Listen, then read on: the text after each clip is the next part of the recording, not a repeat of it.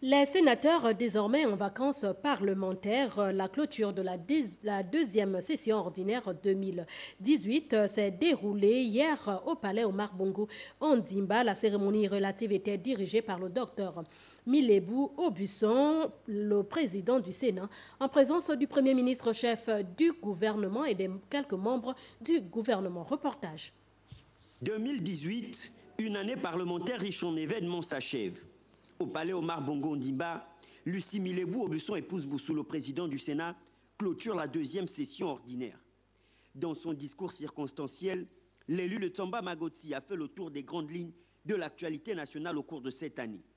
Actualité oblige, c'est bien évidemment l'état de santé du président de la République qui était la priorité des attentions.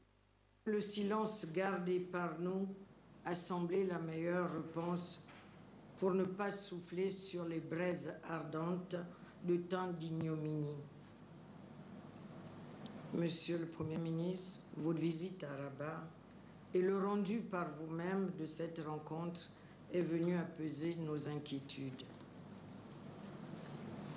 Tous les sénateurs et le personnel de l'institution se joignent aux âmes nobles et généreuses, si j'en juge par leurs nombreux témoignages discrets sur un sujet aussi intime, pour un prompt rétablissement de la santé du président de la République.